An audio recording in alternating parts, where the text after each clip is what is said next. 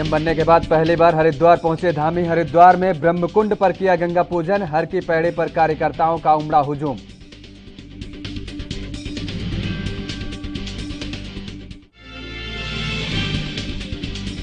देहरादून दौरे पर रहे मुख्यमंत्री पुष्कर सिंह धामी। सीएम धामी को डैईवाला और रायवाला में हुआ जोरदार स्वागत। इस दौरान बीजेपी के कई वरिष्ठ नेता भी रहे मौजूद।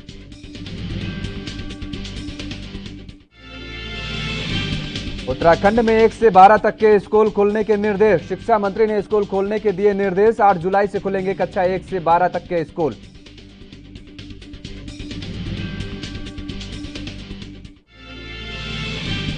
और बिजली बिल को लेकर आपका प्रदर्शन। भारी भरकम आ रहे लोगों के बिल। आपने सीएम के घेराव की दी चेतावनी।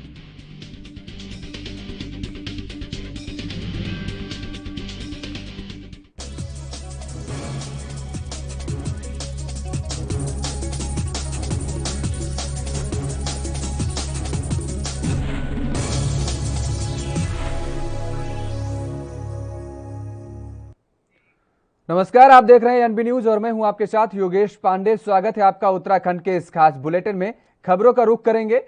सीएम बनने के बाद पहली बार हरिद्वार पहुंचे मुख्यमंत्री पुष्कर सिंह धामी का जगह जगह स्वागत हुआ।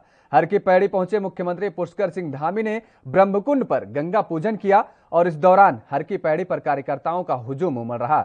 इस मौके पर कैबिनेट मंत्री स्वामी यतीश्वर आनंद, भाजपा प्रदेश अध्यक्ष मदन कौशिक और अन्य कई बीजेपी कार्यकर्ता मौजूद रहे। हमारी मोक्षदायिनी है, माँ गंगा हमारी जीवनदायिनी है।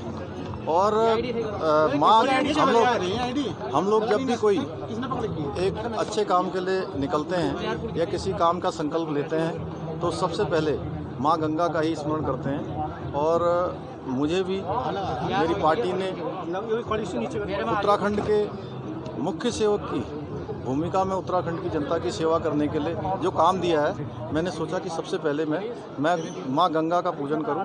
और हमारे जो साधु संत समाज के लोग हैं, जो हमारे विद्वान हैं, साधु हैं, संत हैं, महात्मा हैं, उनका एक तरह से पूजन उनका भी साथ में करके, उनका अभिनंदन करके हम लोग अपनी यात्रा आगे चलाने वाले हैं। इसलिए आज मैं इस माँ गंगा के तट पर आया। देखिए, बार बार ये बात आ रही है कि कम समय रह गया, ज़्यादा समय रह गया। काम करने के लिए कम समय कभी नहीं होता है। काम करने के लिए एक दिन भी बहुत होता है। और जितना समय है हम उसमें क्वालिटी देने का काम करेंगे, क्वालिटी देने का। नहीं, जो हमारे से पहले वालों ने जो मत है वही मत मेरा भी है। और मुख्यमंत्री पुष्कर सिंह धामी का डोईवाला और रायवाला में भाजपा कार्यकर्ताओं ने ढोल नगाड़ों के साथ जोरदार स्वागत किया है। डोईवाला के माजरी ग्रांट क्षेत्र में स्वागत के दौरान मुख्यमंत्री ने कहा कि प्रदेश की जनता व युवाओं के समर्थन से भाजपा 2022 में एक बार फिर अपनी सरकार बनाएगी। बुधवार को मुख्यमंत्री पुष्कर सिंह धामी का काफिला रायवाला क्षेत्र से गुजरा तो भाजपा कार्यकर्ताओं ने उनका जोरदार स्वागत किया। छिदरवाला और रायवाला व शांति कुंज बैरियर पर दोपहर 2 बजे से कार्यकर्ता खड़े थे। मुख्यमंत्री के पहुंचने पर स्वागत में जोरदारी नारेबाजी की गई और फूल मालाओं से अभिनंदन भी किया गया। वहीं मुख्यमंत्री ने भी कार्यकर्ताओं का हाथ जोड़कर आभार जताया और इस दौरान उन्होंने रायवाला में वाहन से उतरकर कार्यकर्ताओं का अभिवादन स्वीकार किया। वहीं जिला बॉर्डर पर शांति कुंज बैरियर के समीप कार्यकर्ताओं ने ढोल नगाड़ों से उनका स्वागत किया और उसके बाद काफिला हरिद्वार की ओर रवाना हो गया।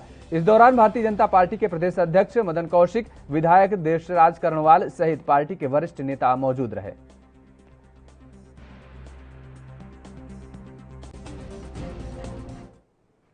प्रधानमंत्री नरेंद्र मोदी की कैबिनेट में 43 नेताओं को शामिल किया गया है। उसमें उत्तराखंड भाजपा के पूर्व प्रदेश अध्यक्ष और लोकसभा सांसद अजय भट्ट को भी जगह मिली है। सांसद अजय भट्ट ने राज्य मंत्री पद की शपथ ली। जानकारी के मुताबिक बुधवार को वे सुबह पीएम आवास भी गए थे, जहां उन्होंने प्रधानमंत्री नरेंद्र मोदी से मुलाकात की थी। बता दें कि अजय भट्ट वर्तमान में नैनीताल ऊधम सिंह नगर से सांसद हैं। अजय भट्ट मेहनती, आत्मविश्वास और जुझारू व्यक्ति रहे हैं।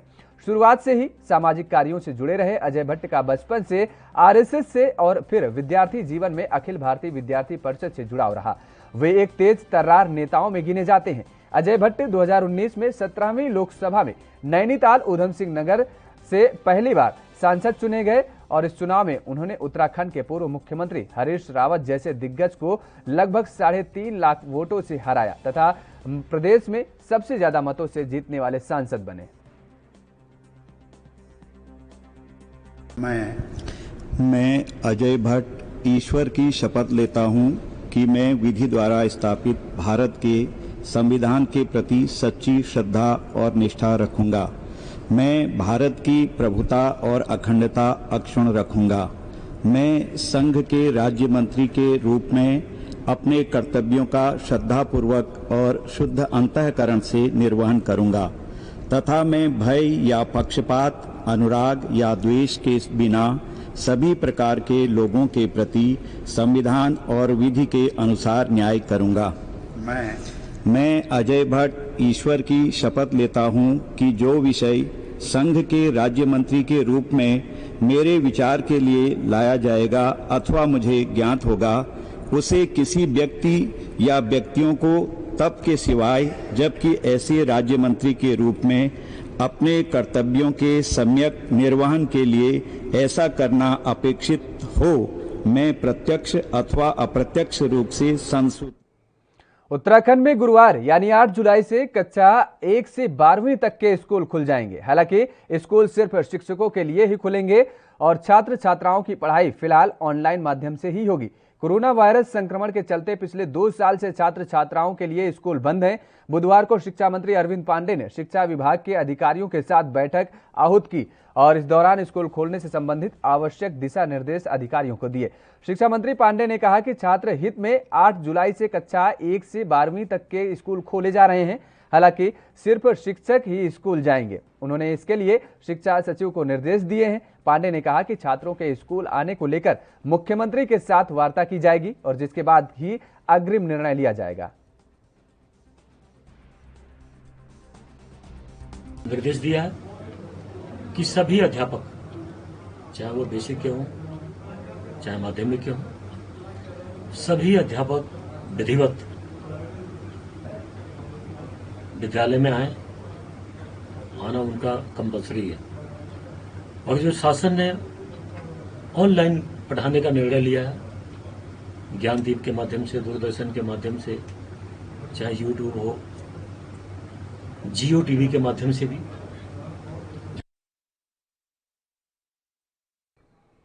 हरिद्वार के व्यापारियों की नए मुख्यमंत्री पुष्कर सिंह धामी से कई अपेक्षाएं हैं। व्यापारियों में 4 धाम यात्रा खोले जाने की आस जग गई है। उधर व्यापारियों ने राहत पैकेज देने की मांग भी की है। 4 धाम यात्रा को स्थगित और कांवड़ यात्रा पर प्रतिबंध लगाने के बाद प्रदेश के मुखिया भी बदल गए हैं और अब व्यापारियों को नए सीएम से उम्मीद है कि वे 4 धाम यात्रा और कांवड़ मेले को शुरू कराएंगे ताकि श्रद्धालु हरिद्वार पहुंचे और इसका लाभ व्यापारियों को मिल सके। कोरोना के कारण पहले ही व्यापारियों का बेहद नुकसान हुआ है, तो वहीं 4 धाम यात्रा पर सीएम पुष्कर सिंह धामी ने अपनी प्रतिक्रिया दी है।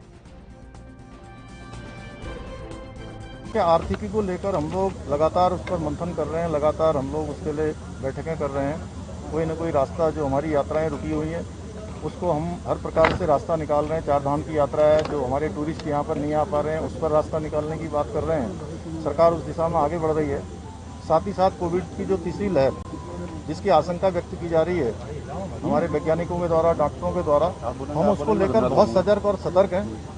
हमने कल भी उसको लेकर जो है एक बड़ी मंथन बैठक की है और निकट भविष्य में भी हम उसके लिए करने वाले हैं। और साथ ही साथ पूरे उत्तराखंड का एक मैप बनाकर कि हमको, क्योंकि तीसरी लहर में सबसे ज़्यादा जो इन्फेक्टेड होने की संभावना है वो छोटे बच्चों की है, तो उन बच्चों के लिए हम बेडों की व्यवस्था कर रहे हैं। लोगों के घरों में बढ़कर आ रहे बिजली के बिलों के खिलाफ आज आम आदमी पार्टी ने अल्मोड़ा में विरोध प्रदर्शन किया और बिजली के बिलों की प्रतियां जलाई। साथ ही चेतावनी दी गई कि इसके खिलाफ आम आदमी पार्टी मुख्यमंत्री का घेराव भी करेगी। आम आदमी पार्टी के प्रदेश उपाध्यक्ष अमित जोशी ने कहा कि लोगों के घरों में बिजली के बिल भारी बढ़ोतरी के साथ आ रहे हैं। कई घर सालों से बंद हैं, लेकिन उसके बाद भी उन घरों के बिजली के बिल आ रहे हैं और जिससे आम जनता काफी परेशान है। उन्होंने कहा कि इस मसले पर आम आदमी पार्टी मुखर होकर पूरे प्रदेश में विरोध जताएगी और आगे इस मामले में सीएम का घेराव भी किया जाएगा। क्या कुछ कार्यक्रम? देखिए, जिस तरीके से ऊर्जा प्रदेश कहलाए जाने वाले इस राज्य के नागरिक बिजली विभाग की और सरकार की निकम्मेपन की वजह से आज बढ़ते हुए बिलों का दंश झेल रहे हैं, उसके खिलाफ ये एक आंदोलन, एक सिलसिलेवार आंदोलन चलाया जा रहा है। इस प्रदेश के अंदर जहां से बिजली पूरे उत्तर भारत को हम लोग देते हैं और कई सारे ऐसे राज्य हैं, दिल्ली का उदाहरण है, जो कि अपने नागरिकों को फ्री में बिजली दे रही है एक सीमा तक, और यहाँ हमारे प्रदेश के लोगों को बढ़ते हुए बिजली के बिलों को देना पड़ रहा है। अनाप शनाप बिल आ रहे हैं, कहीं किसी के घर में जो कई सालों से बंद है उनके बिल आ रहे हैं, कहीं हजारों के अमाउंट में बिल आ रहे हैं। तो आम आदमी पार्टी इसका 70 के 70 विधानसभाओं में प्रतिकार कर रही है। आज हमने सांकेतिक रूप से बिजली के बिलों की होली जला करके सरकार को अपना विरोध प्रदर्शन किया है। 10 तारीख के दिन हम लोग देहरादून में माननीय मुख्यमंत्री जी का बिजली के बिलों की बढ़त के मुद्दे पर। बहादुराबाद में आजाद समाज पार्टी ने ज्वालापुर विधायक सुरेश राठौर का पुतला दहन कर उनकी गिरफ्तारी की मांग की है। प्रदर्शन करने आए आजाद समाज पार्टी विधानसभा अध्यक्ष रानीपुर शिव कुमार डिक्कन ने कहा कि जिस प्रकार के ज्वालापुर विधायक सुरेश राठौर के द्वारा 2 साल से एक महिला का उत्पीड़न किया जा रहा है, उसका शोषण किया जा रहा था, और जब महिला के द्वारा उसका विरोध किया गया तो झूठे मुकदमे में फंसाकर उसे जेल भेज दिया गया। उन्होंने कहा कि एक ओर तो सरकार बेटी पढ़ाओ बेटी बचाओ के नारे लगा रही है और दूसरी ओर भाजपा सरकार के विधायक ही उन बेटियों का शोषण कर रहे हैं। इसे बर्दाश्त नहीं किया जाएगा। उन्होंने कहा कि हम मांग करते हैं कि ज्वालापुर विधायक सुरेश राठौर पर लगाए गए आरोपों की निष्पक्ष जांच की जाए और दोषी पाए जाने पर सख्त कार्रवाई की जाए। उन्होंने कहा कि अगर महिला को न्याय नहीं मिलता है तो मजबूरन हमें एक बड़ा आंदोलन करना पड़ेगा। और इस अवसर पर उन्होंने एक ज्ञापन विधायक सुरेश राठौर की गिरफ्तारी को लेकर थाना अध्यक्ष बहादुराबाद संजीव थपयाल को दिया, और जिसमें उन्होंने मांग की है कि मुकदमा दर्ज होने के बावजूद अभी तक आरोपी की गिरफ्तारी नहीं हो पाई है। जल्द से जल्द आरोपी को गिरफ्तार कर निष्पक्ष जांच की जाए।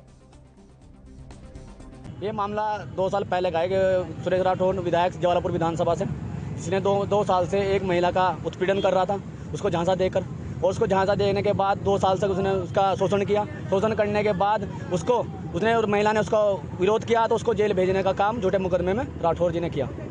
अभी उसकी गिरफ्तारी नहीं हुई, पर जिसमें तथ्य से पता चल रहा है पुलिस के आधार पर ही कि इसमें भी जांच चल रही है। जांच होने के बाद जैसी जांच होगी उसमें गिरफ्तारी दी जाएगी। अभी उसमें हमारी ये मांग है कि जिससे जल्द से जल्द जिस महिला के साथ उत्पीड़न किया है उसके जल्द से जल्द सुरेश राठौर को गिरफ्तारी की मांग की गई है उसमें। और ये भी सरकार एक तरफ बेटी बचाओ बेटी पढ़ाओ की बात करती है और एक दूसरी तरफ महिलाओं का शोषण करती है, बेटे का बलात्कार होता है। अगर हमारी मांगे पूरी नहीं होती तो हम एक बड़ा आंदोलन करेंगे जिला हरिद्वार में, और पूरे जिला हरिद्वार को बंद किया जाएगा अगर हमारा मांगे पूरे नहीं होती तो। देखिए, पूरे देश में हमारे प्रधानमंत्री जी ने एक नारा दिया था, बेटी बचाओ बेटी पढ़ाओ, लेकिन यही बीजेपी के लोग महिलाओं का और बेटियों का शोषण कर रहे हैं। पूरे देश के अंदर जहां भी कहीं बलात्कार के मामले आ रहे हैं वो बीजेपी के लोग आ रहे हैं। ये इस देश को खोखला कर रहे हैं, और जब तक आज हमने ज्ञापन दिया है थाना अध्यक्ष साहब को, जब तक हमारे सुरेश राठौर जी की गिरफ्तारी नहीं होगी तो हम चैन से नहीं बैठेंगे, और बहुत ही जल्द अगर गिरफ्तारी नहीं हुई हम जिला हरिद्वार के। सीएम का पदभार ग्रहण करने के बाद से ही पुष्कर सिंह धामी एक्शन मोड में नजर आ रहे हैं। सीएम धामी ने सख्त लहजे में अधिकारियों को नसीहत दी है कि सभी लोग अपने काम पर ध्यान दें। सीएम धामी ने बताया कि मुझे आईएएस एसोसिएशन के लोगों ने मुलाकात की है और उन्हें मैंने निर्देश दिया है कि सचिवालय में काफी समय से फाइलें लंबित पड़ी हैं जिनका निस्तारण तुरंत किया जाए। और इसके साथ ही सीएम धामी ने कहा कि उत्तराखंड पुलिस को भी निर्देश दिए गए हैं कि नशे के खिलाफ रोक, नशीले पदार्थों की तस्करी पर रोक और गौ हत्या पर रोक लगाने के प्रति कार्रवाई की जाए। सीएम धामी ने बताया कि अधिकारियों को 2 टूक आदेश दे दिए गए हैं कि कानून व्यवस्था में कोई भी प्रकार की कोई समझौता नहीं किया जाएगा, और इसलिए पुलिस को आदेश दे दिए गए हैं कि सज्जन लोगों के साथ नम्रता और गुनाहगारों पर सख्त कार्रवाई की जाए। देखिए, हमने सभी लोगों से अनुरोध किया है कि सबको जो है काम पर जो है अपने ध्यान देना है। जैसे हमसे आईएएस एसोसिएशन के लोग मिले, उनको हमने कहा है कि सचिवालयों में और यहाँ पर जो काफ़ी सारी फाइलें हमारी पेंडिंग पड़ी हैं, बहुत सारी चीज़ें रुकी हुई हैं, उनको तत्कालिक रूप से करना है। इसके साथ साथ जो पुलिस विभाग के लोग हैं उनको मैंने नशा है, ड्रग्स है, इसमें पीने वाले हैं, तमाम जगह पर इस प्रकार की घटनाएँ हो रही हैं, गौ हत्या हो रही है, तो उस पर पूरी तरह से लगाम लगानी है। और क्राइम पर किसी प्रकार का भी कोई समझौता नहीं करना, एकदम सख्त जो है व्यवहार रखना है।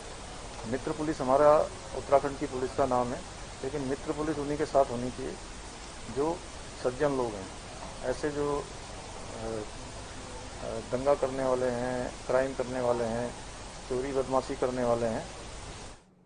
कांग्रेस के राष्ट्रीय अध्यक्ष सोनिया गांधी के आह्वान पर देश में पेट्रोल, डीजल, रसोई गैस की बेतहाशा बढ़ती कीमतों को लेकर कांग्रेस के कार्यकर्ताओं ने मंगलौर बस स्टैंड पर एकत्र होकर भाजपा सरकार के खिलाफ जमकर नारेबाजी की और भाजपा सरकार का पुतला दहन किया। बता दें कि मंगलौर से कांग्रेस विधायक काजी निजामुद्दीन के नेतृत्व में कांग्रेस कार्यकर्ता मंगलौर बस स्टैंड पर इकट्ठा हुए और बढ़ती महंगाई के खिलाफ सरकार का पुतला फूंका। कांग्रेस विधायक काजी निजामुद्दीन ने केंद्र व प्रदेश सरकार पर आरोप लगाते हुए कहा कि आजादी के बाद से देश में महंगाई के सारे रिकॉर्ड भाजपा सरकार ने तोड़ दिए हैं। जब से ये भाजपा सरकार सत्ता में आई है, महंगाई अपने पूरे चरम सीमा पर पहुंच गई है।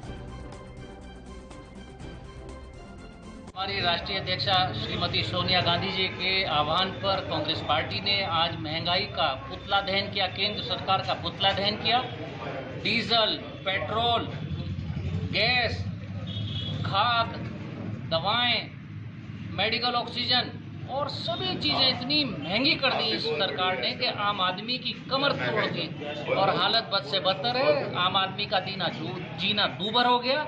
उसके विरोध में आज हमने कांग्रेस पार्टी के आह्वान पर सभी कार्यकर्ताओं ने।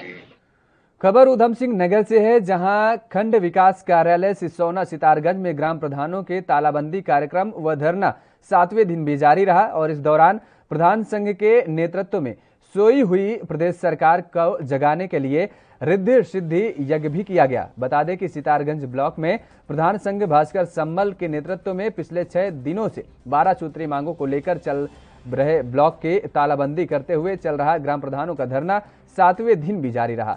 उस दौरान उनके द्वारा प्रधानों द्वारा रिद्धि सिद्धि यज्ञ भी कराया गया ताकि भगवान प्रदेश सरकार को सद्बुद्धि दे, ऐसा इन आंदोलनकारियों का कहना रहा। वहीं अध्यक्ष भास्कर सम्मल का कहना रहा कि 12 सूत्री मांगों को लेकर पूर्व मुख्यमंत्रियों से कई बार पत्राचार कर गुहार लगाए चुके हैं, पर सरकार द्वारा उनकी मांगों पर कोई ध्यान नहीं दिया गया है। पिछले 6 दिन से पूरे प्रदेश में प्रधानों द्वारा ब्लॉकों पर तालाबंदी करते हुए धरना दिया जा रहा है और 10 तारीख तक धरना जारी रहेगा। जल्द ही उनकी मांगें न मानी गई तो उग्र आंदोलन भी किया जाएगा।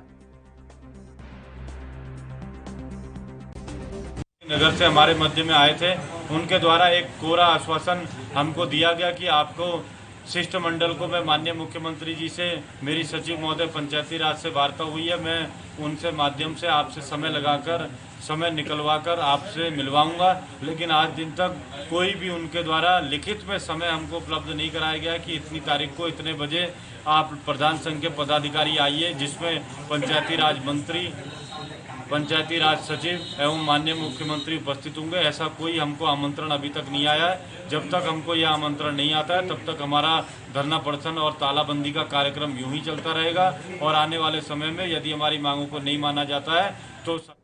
बाजपुर में गोवंश संरक्षण स्क्वाड की टीम ने मुखबिर की सूचना पर एक व्यक्ति को 20 किलो गोवंशीय मांस के साथ गिरफ्तार कर लिया है। गोवंश संरक्षण स्क्वाड की टीम ने आरोपी को गिरफ्तार कर पुलिस के सुपुर्द कर दिया है। वहीं पुलिस ने आरोपी को न्यायालय भेज दिया गया है।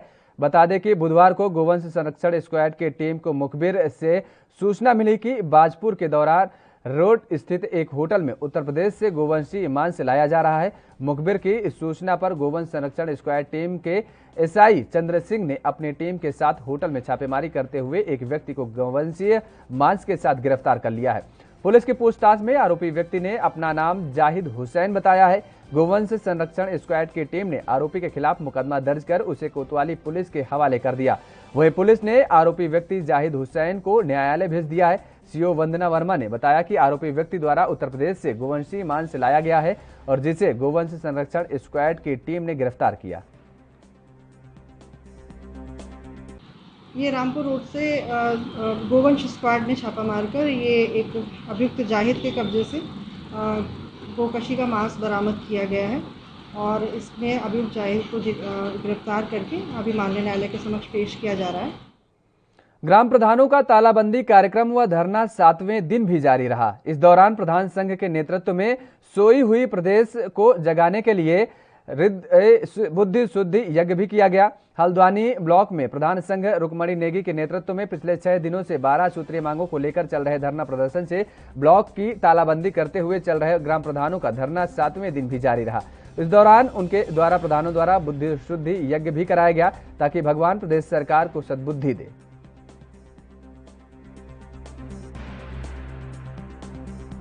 ये प्रधानों के अधिकारों का मामला है। इसमें हम पहले भी पूर्व प्रधान थे, अभी भी जितने भी हमारे ग्राम पंचायतों के अधिकार है वो हम लोगों को मिलना चाहिए। उसके लिए हमने कोई भी सरकार आई उसके ईंट से ईंट बजानी चाहिए, भले कांग्रेस सरकार हो, बीजेपी सरकार हो, पंचायतों का अधिकार मिलना चाहिए। इसके लिए हम आपके साथ, मैं खुद प्रधानपति हूँ, पिछली बार वर्तमान में प्रधानपति, पूर्व में प्रधान रह चुका हूँ। मैं पिछली बार भी यही सहयोग रहा और जितना सहयोग होगा इस बार भी करेंगे, क्योंकि ये गांव के विकास के हित का मामला है। जब तक गांव मजबूत नहीं होंगे तब तक अपना प्रदेश, राष्ट्र मजबूत नहीं हो सकता। खबर चमोली जिले से है, जहां प्रधानमंत्री ग्राम सड़क योजना का बुरा हाल है। गांवों में योजना के तहत सड़क बनी है, जिसमें शायद ठेकेदार के द्वारा इतनी अनियमितता बरती गई कि लोग आए दिन सड़क में दुर्घटना के शिकार हो रहे हैं। बता दें कि कर्णप्रयाग विकासखंड पोखरी के सेमी मानसो मोटर मार्ग पर पनाई के सिलूड तोक पर सड़क का पुस्ता टूटने ग्रामीणों का रास्ता क्षतिग्रस्त हो गया है, जिससे ग्रामीणों के संकट का सामना करना पड़ रहा है। कभी भी कोई बड़ा हादसा हो सकता है। हालांकि विभागीय अधिकारियों से फोन पर जब वार्ता हुई तो उन्होंने जल्द ही ठीक कराने का आश्वासन दिया है।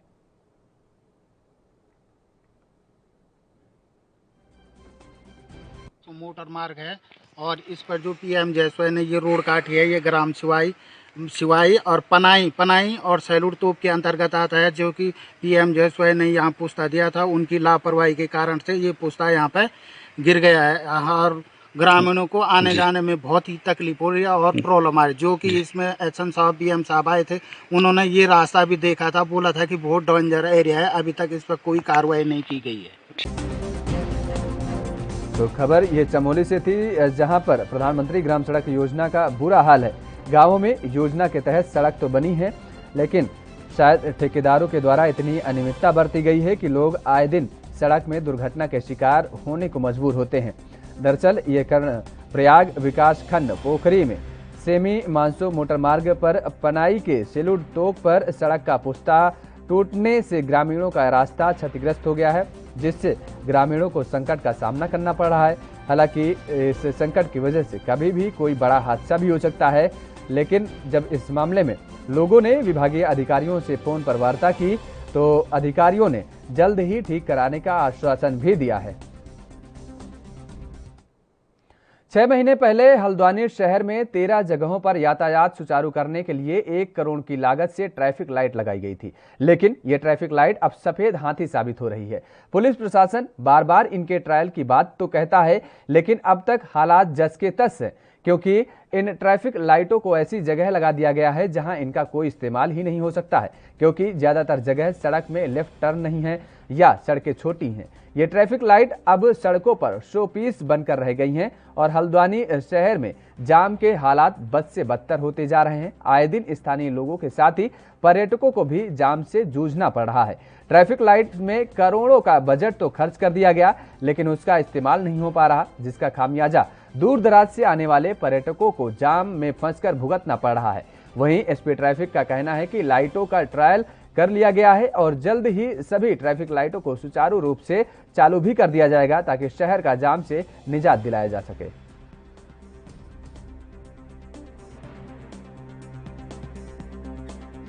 देखिए, आपका कहना सही है कि ट्रैफिक लाइट 13 जगह हमने लगवा ली है, लेकिन अभी तक केवल 3 को हमने पीछे से स्टार्ट किया है। इसमें कुछ प्रैक्टिकल प्रॉब्लम भी आ रही थी। आप सही कह रहे हैं, लेफ्ट टर्न कहीं नहीं है, कहीं रोड की चौड़ाई कम है, तो कहीं पेड़ों की छटनी होनी थी।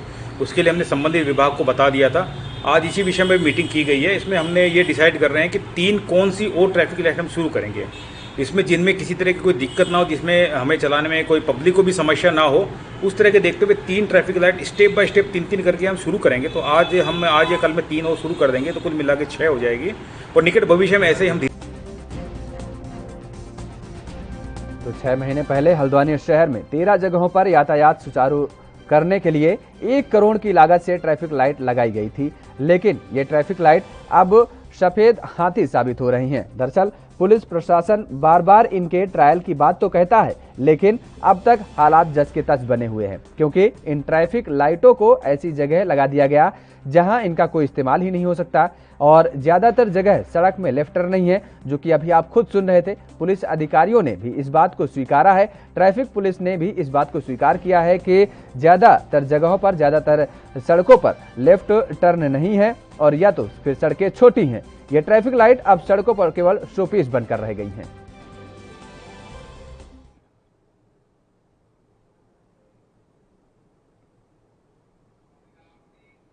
उत्तराखंड के इस खास बुलेटिन में मेरे साथ फिलहाल इतना ही। बाकी खबरों के लिए आप देखते रहिए ANB न्यूज।